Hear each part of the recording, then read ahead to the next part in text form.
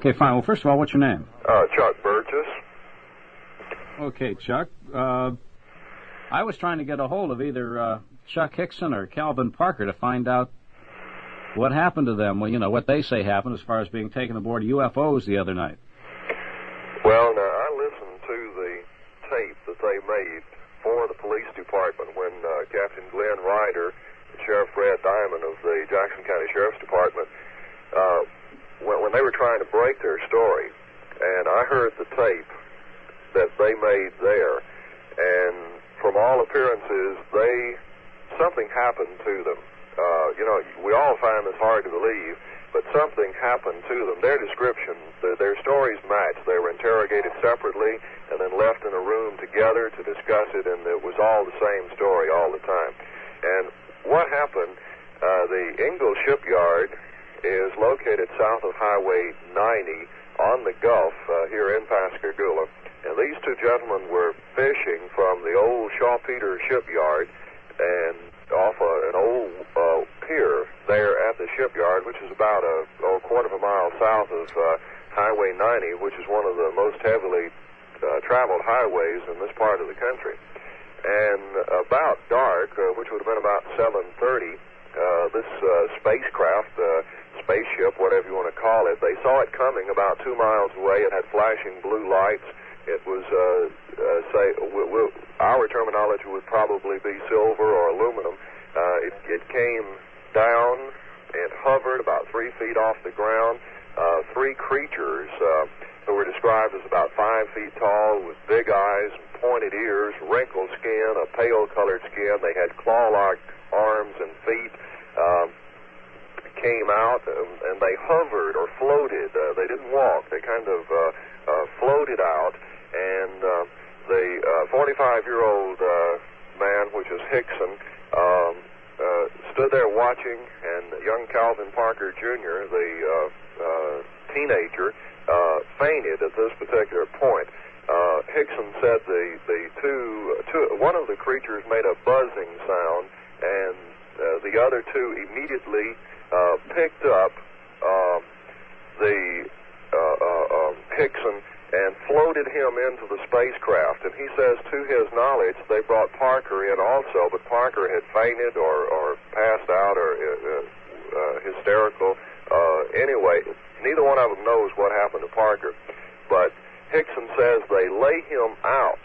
Now, there's been conflicting stories on this, but I think news media has done it, because from the tape, their, I'll say, confession, or what they told the police department, they lay him out, not on a table. They just suspended him in midair with nothing to hold him up except that he was weightless.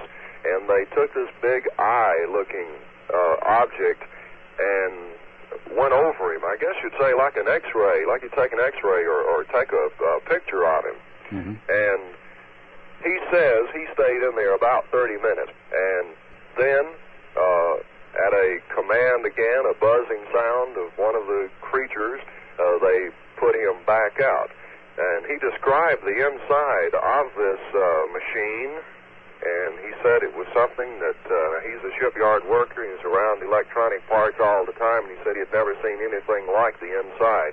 It was just like daylight in there, yet there were no lights whatsoever. Then they put him back out, and it kind of picked up again.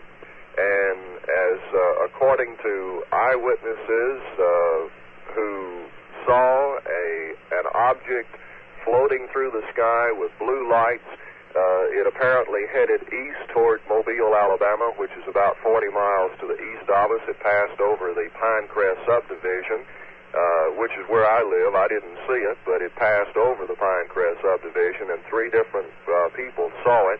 We've had reports of 7 or 8 other people who saw something. About 30 minutes before the incident supposedly happened to these 2 men, Van Cleve, a small community northwest of here, 3 gentlemen were driving in a car up there. One of them is a parole officer with the state penitentiary system, and 2 of his companions saw something about 30 minutes before this. And so apparently, if this did happen, and Sheriff Fred Diamond and Captain Glenn Ryder, Barney Mathis with the Sheriff's Department believe these men, they believe what they have been told, then apparently the spacecraft, or whatever you want to call it, came from the northwest down through the Van Cleve area into the Ingle Shipyard complex, which is about a half mile from where this happened, and then across Pascagoula heading east toward Mobile.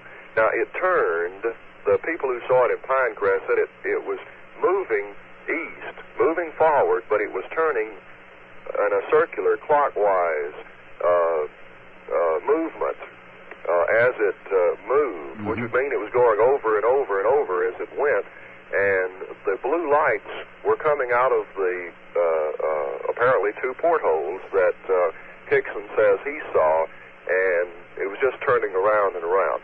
Now, the two men were checked for radiation, and they were checked at Keesler Air Force Base in Biloxi for radiation, and the tests were negative. And the two men have stated that they will take a lie detector test, and I just walked in. We haven't had a chance to check the latest happening this morning, but Sheriff Fred Diamond was to call us if anything new happened, so we're assuming that at this point nothing new has been added to the story. Chuck, you said that we could not get a hold of these men individually because their attorney has advised them to say nothing? That's true.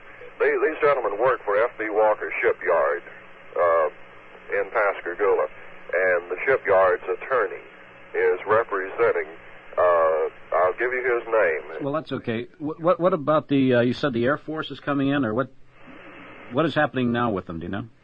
No, I don't, because late yesterday afternoon we kind of wrapped it up for the night, and then this morning we haven't made that call to the Sheriff's Department yet to find out what is happening. But you had heard that the Air Force was sending in investigators from California or something? Yes, when they were carried to Keesler Air Force Base for the radiation test, they again told their story there to some officials, and I'm not sure who they talked with over there, but I'm sure they talked with the commander of Keesler Air Force Base, and they have called in some investigators from the Air Force, and they are based in California. That could possibly be Vandenberg, I'm not sure. Now, Chuck, you say you heard the tape of the statement of these two men. Yes. What is your impression? Do you believe them? I believe something scared them, because they are, now they've just handed me a news item that's come in from UPI. They are still scared this morning. In fact, one of the young Parker boy had to have sedation again sometime yesterday. It doesn't say when. But something scared them. And do I believe them? I believe they saw something. And whatever it was has put one of them in shock.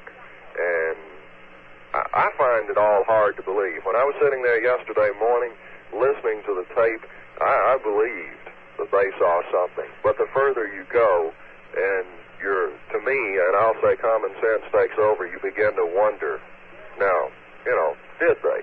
How could they? So, I don't know. I think if I were to listen to the tape again, I'd be a believer again. I know Sheriff Fred Diamond is. He is a believer. Do you have a copy of that tape, Chuck? No, I'm sorry. I listened to that tape because of the fact that I didn't believe. When I walked in, I thought it was a big hoax, and I listened to the tape on an unofficial basis. I see. The fact that I'm telling you, I shouldn't even be telling you that I heard the tape. Okay.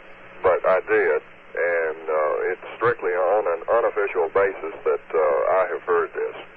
Chuck, I want to thank you very much. It'll be interesting to see what develops. There's not really much to say, except it leaves you wondering, doesn't it? Well, it's kind of like Barney Mathis said. Barney is the chief deputy sheriff here in Jackson County. And he said, now, somewhere along the way, Chuck, somebody is going to say, are you continuing the investigation? He said, what do you continue? He said, how do you investigate something like this? As a point, it did not touch down on the ground, so there's no scorch mark, no landing marks, no nothing. We only can take these two gentlemen's word, and remember one of them passed out or fainted, and all he remembers is seeing it and not any of the details of what went on at that time. How old is the Parker boy? The Parker boy, it's, well, I'll give you the same age as we have. He's either 17, he's either 18, or he's either 19. Okay. Conflicting stories. See, we've not been able to talk with these people to actually pin down some of these things. Chuck, again, thank you very much for your time. Thank you very much. We appreciate it. Any way we can help, let us know. Great. Thanks again. Mm-hmm. We've been speaking with Chuck Burgess, who's a news reporter for WCIS Radio in Pascagoula, Mississippi.